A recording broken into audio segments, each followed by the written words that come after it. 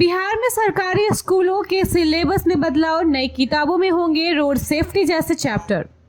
बिहार सरकार ने कक्षा 6 से 8 तक के सरकारी स्कूलों के छात्रों के सिलेबस में बदलाव की घोषणा की है। आगामी शैक्षणिक सत्र में इन कक्षाओं में एनसीईआरटी के पाठ्यक्रम आधारित किताबें लागू की जाएंगी, जिनमें बिहार के भौगोलिक, ऐतिहासिक और सामाजिक पहलुओं से जुड़े नए चैप्टर जोड़े जाएंगे।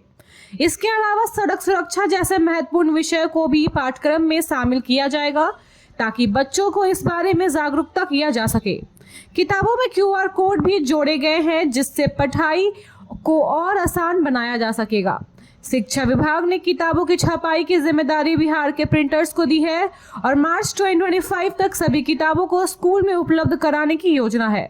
पहले चरण में 11 करोड़ किताबें छापी जाएंगी। बिहार में 11,000 एकड़ जमीन पर नई इंडस्ट्री का प्लान। नीतीश सरकार ने राज्य के औद्योगिक विकास को बढ़ावा देने के लिए 11,000 एकड़ जमीन अधिग्रहण का प्रस्ताव तैयार किया है। वैशाली जिले में सबसे अधिक 1321 एकड़ भूमि चिन्हित की गई है। पटना में 245 एकड़ और बियाड़ा में 1407 एकड़ जमीन पहले से उपलब्ध है। 14 जिलों में जमीन की जांच पूरी हो चुकी है, जिसमें 1380 एकड़ रैयती और 376 एकड़ सरकारी भूमि उपयुक्त पाई गई है। 24 जिलों की जमीन की समीक्षा प्रक्रिया जारी है।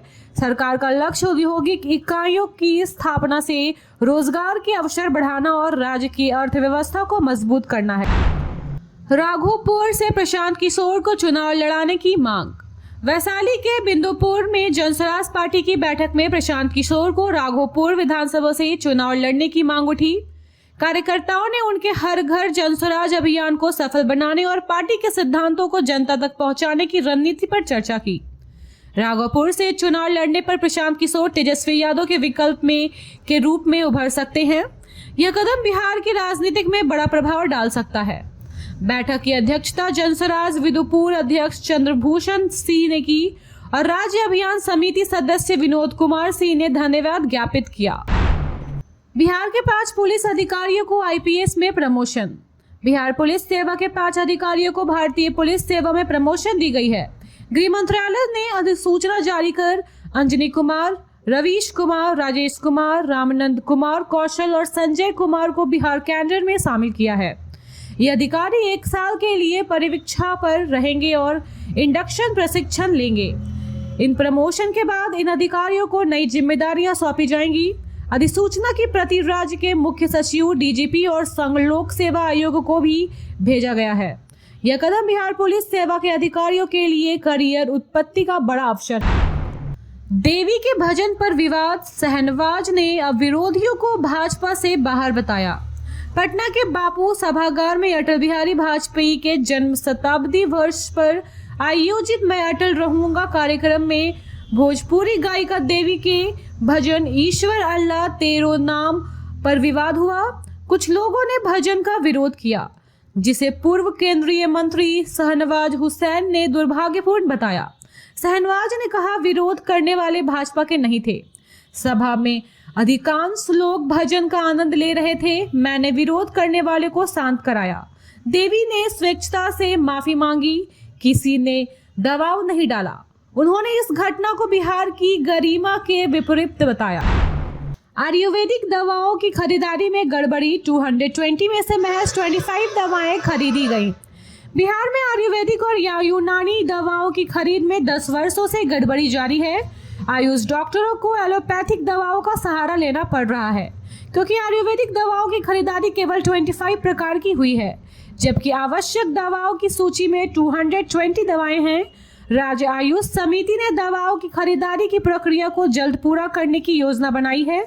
राजकीय आयुर्वेदिक कॉलेज में केवल 25 दवाएं अस्पतालों में पहुंची हैं और इसके वितरण शुरू किया गया है, लेकिन बड़ी संख्या में दवाओं की कमी बनी हुई है, जिससे रोगियों को परेशानी हो रही है। बिहार में 5 फार्मेसी कॉलेज में अतिथि शिक्षक की भर्ती, स्वास्थ्य विभाग ने जारी किया विज्ञापन।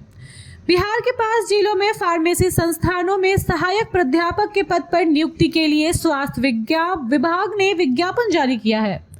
पटना, बांका, रोहतास, सिवान और नालंदा में 13 अतिथि शिक्षक मानदेय पर रखे जाएंगे। इच्छुक उम्मीदवारों के पास एम फार्मा डिग्री और 2 साल का शैक्षणिक अनुभव होना चाहिए। आवेदन 8 जनवरी तक किए जा सकेंगे। यह कदम शिक्षकों की कमी को देखते हुए फार्मेसी शिक्षा को गुणवत्ता में सुधार लाने के लिए उठाया गया है। छात्रों पर लाठीचार्ज के बाद गरमाई बिहार की सियासत। प्रशांत किशोर ने कहा सरकार गिर जाएगी। बीपीएससी परीक्षा रद्द करने की मांग को लेकर प्रदर्शन कर रहे छात्रों पर पुलिस लाठीचार्ज के बाद बिहार की सियासत गरमा गई है। राहुल गांधी, प्रियंका गांधी और प्रशांत किशोर ने इस घटना की निंदा करते हुए नीतीश सरकार को घेरा। प्रशांत किशोर ने छात्रों से मुलाकात करते हुए कहा कि अब अगर फिर से छात्रों पर लाठीचार्ज हुआ तो सरकार गिर जाएगी। वहीं पुलिस ने प्रदर्शन को भड़काने के आरोप में एक शिक्षक रोहित प्रियदर्शी को गिरफ्तार किया है और कई कोचिंग संचालकों पर भी कार्रवाई की जा रही है। तेजस्वी यादव ने पूछा बिहार में कौन चला रहा है सरकार। बीपीएससी छात्रों पर लाठीचार्ज पर किया सवाल। बीपीएससी 17वीं प्रारंभिक परीक्षा रद्द करने की मांग को लेकर प्रदर्शन कर रहे छात्रों पर लाठीचार्ज के बाद नेता प्रतिपक्ष तेजस्वी यादव ने बिहार सरकार पर निशाना साधा। पटना पहुंचे तेजस्वी ने पूछा बिहार में कौन चला रहा है सरकार। उन्होंने कहा कि मुख्यमंत्री नीतीश कुमार खुद को जयप्रकाश नारायण का शिष्य बताते हैं, लेकिन छात्रों के लोकतांत्रिक विरोध को नापसंद करते हैं। तेजस्वी ने कहा कि छात्रों के आंसू और घायल अवस्था में अस्पताल में भर्ती छात्रों के बावजूद सरकार उनकी मांगे पर ध्यान क्यों नहीं दे रही। भागलपुर में भाजपा की पैरपैती मंडल अध्यक्ष नियुक्ति पर कंफ्यूजन। विधायक ललन कुमार का फेसबुक पोस्ट विवाद का कारण।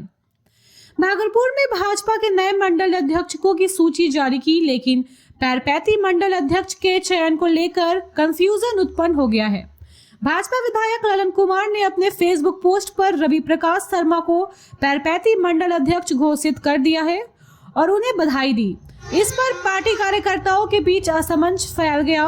बाद में विधायक ने सफाई दी कि यह एक टाइपिंग मिस्टेक था और वास्तविकता में रवि प्रकाश शर्मा का नाम फाइनल हुआ था। हालांकि भाजपा के जिला चुनाव प्रभारी विजय शंकर चौधरी ने इस दावों को खारिज किया और कहा कि पैरपैती मंडल अध्यक्ष के लिए हरे राम शर्मा का नाम सबकी सहमति से तय किया गया है। Thank you so much for watching this video. Don't forget to like, comment, share and subscribe.